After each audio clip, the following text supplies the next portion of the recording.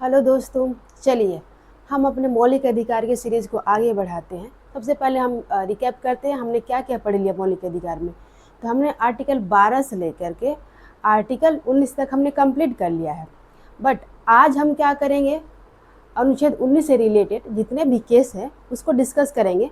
इसमें supreme court ने क्या क्या जजमेंट दिया है और क्या क्या जो हमारे पास जो प्रेस की जो स्वतंत्रता थी, जो हमारे पास जो प्रेस की जो स्वतंत्रता हमें मिली हुई है उसके तहत और कौन कौन सी जो मौलिक अधिकार उसमें जोड़ा गया। तो चलिए देखते हैं। सबसे पहले हम कि एक केस था इंडियन एक्सप्रेस केस। देखिए इंडियन एक्सप्रेस न्यूज़पेपर केस 1985 का है। ये 1985 का केस है, इंडियन एक्सप्रेस न्यूज़पेपर केस। इसमें क्या बताया गया चलिए देखते हैं। तो इसमें बताया, सुप्रीम कोर्ट ने क्या बताया कि विचार और अभिव्यक्ति की जो स्वतंत्रता है, जो हमारे पास विचार और अभिव्यक्ति की जो स्वतंत्रता है, जो कितना आर्टिकल से था, article 19 clause 1 sub clause A था ये विचार और अभिव्यक्ति की स्वतंत्रता हमारे पास।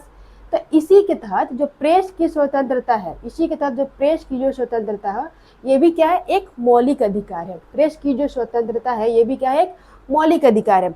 इसमें क्या क्या आएगा, प्रेस की स्वतंत्रता को हम कैसे कैसे अपना विचार व्यक्त कर सकते हैं, या हम लिख के करें या मौखिक या बोल के करें या हमारे हाव भाव, जैसे कि आपने देखा होगा कार्टून बना हुआ, ठीक है, पेपर में, न्यूज़पेपर में।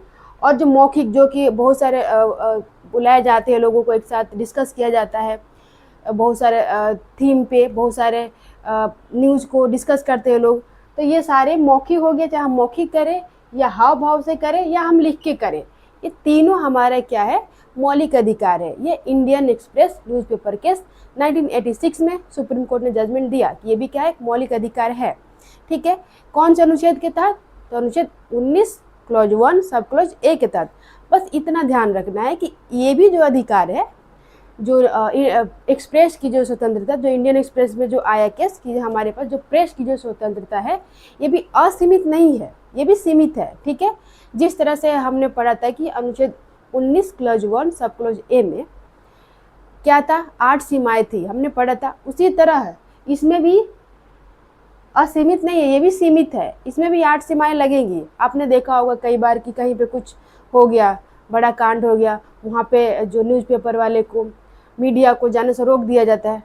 कैसे रोका जाता है, कौन से अधिकार से रोक देती है सरकार, रोक देती है, प्रशासन कैसे रोकती है, तो यही रीजन है, जो 8 सीमाएं हैं इन पे भी लागू होता है। ठीक है, जो इंडियन एक्सप्रेस न्यूज़पेपर केस था 1986, इसको याद रखना है कि ये भी जो है प्रेस की स्वतंत्रता एक मौलिक अधिकार है, जो कि अनुच्छेद 19 क्लॉज 1 सब क्लॉज ए में आता है। ठीक है, अब चलते हैं दूसरे केस की तरफ चलते हैं।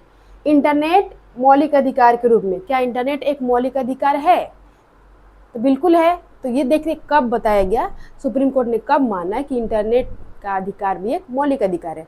तो देखिए याद कीजिए, जब अनुच्छेद 370 को हटाया गया था, ठीक है, तो जम्मू कश्मीर में क्या हुआ था कि वहाँ पे अशांति ना फैले, वहाँ पे उपद्रव ना मचे, उसके लिए लंबे टाइम तक इंटरनेट को बंद रखा गया था। ठीक है, इससे क्या हुआ, बच्चों के जो स्कूल के जो एजुकेशन था, जिनका सारे लोगों का एजुकेशन, बहुत लोगों का बिजनेस बहुत ही ठप हो गया, बहुत ही मुश्किल टाइम था वहाँ के आम लोगों के लिए।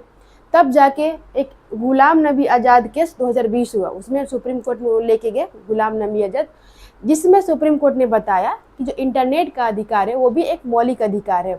ठीक है, और किस किस बेसिस पे बताया, उन्होंने 4 पॉइंट भी दिया है कि आखिर क्यों इंटरनेट का अधिकार एक मौलिक अधिकार है। देखिए article 19 clause 1 sub clause A में उन्होंने बताया कि अभिव्यक्ति के लिए इंटरनेट जरूरी है। हमने बताया कि article 19 clause 1 sub clause A क्या है, हमारे पास विचार और अभिव्यक्ति की स्वतंत्रता है। जब हम अपने विचार और अभिव्यक्ति के व्यक्त करना चाहते हैं तो आज के टाइम में इंटरनेट बहुत ज़रूरी है। आज के टाइम में तो हर चीज़ इंटरनेट से ही हो रहा है, ऑनलाइन काम हो रहा है, तो इसके लिए ज़रूरी है इंटरनेट, पहला रीज़न। दूसरा उन्होंने क्या रीज़न दिया कि सूचना क्रांति, दूसरा आर्टिकल 19 क्लॉज 1 सब क्लॉज जी, व्यवसाय की जो हमारे पास स्वतंत्रता है, हमने कल ही दूसरे वीडियो में पढ़ा था, पिछले वीडियो में, कि हमारे पास आर्टिकल 19 क्लॉज 1 सब क्लॉज जी के तहत व्यवसाय की हमारे पास क्या है, स्वतंत्रता है। ठीक है, बट अगर हमारे पास इंटरनेट ना हो तो क्या आज के टाइम में व्यवसाय करना उतना आसान है। जो लोग ऑनलाइन व्यवसाय को आज के टाइम नहीं बढ़ा रहे हैं, उनका व्यवसाय नहीं चल पा रहा है। आज के टाइम में हर चीज़ ऑनलाइन आ रहा है, 2 मिनट 5 मिनट में स्विगी, फ्लिपकार्ट, आपको पता है, मिंत्रा, ये आगे क्यों बढ़ रहा है, क्योंकि सारे इंटरनेट से ज़्यादा चल रहा है। तो उन्होंने ये बताया कि व्यवसाय के लिए भी ज़रूरी है इंटरनेट, दूसरा पॉइंट। तीसरा उन्होंने बताया सूचना क्रांति के दौर में इंटरनेट ज़रूरी है, हमें सूचना चाहिए तो इंटरनेट ज़रूरी है। जिनको व्यवसाय करने के लिए उनके लिए भी, और जिनको कंज्यूम करना उनके लिए भी इंटरनेट ज़रूरी है। जैसे मैं आप लोगों के पास पहुंच पा रही हूँ इस इंटरनेट के माध्यम से, यूट्यूब के माध्यम से, तो जिनको जो देख रहे हैं क्लास उनको भी तो इंटरनेट चाहिए। ये तीसरा पॉइंट था। चौथा था अभिव्यक्ति को प्रभावशाली के लिए सूचना जरूरी। जिस तरह से सूचना के लिए इंटरनेट जरूरी है, इसलिए अभिव्यक्ति के लिए सूचना जरूरी है। हमें सूचना चाहिए तो हमें इंटरनेट चाहिए, हमें अभिव्यक्त करना है अपने विचारों को तो भी हमें चाहिए इंटरनेट। ये 4 पॉइंट थे जिसमें बताया गया कि इंटरनेट का अधिकार भी एक मौलिक अधिकार है। बस ये केस याद रखना है, Ghulam Nabi Azad case 2020, Indian express 1985।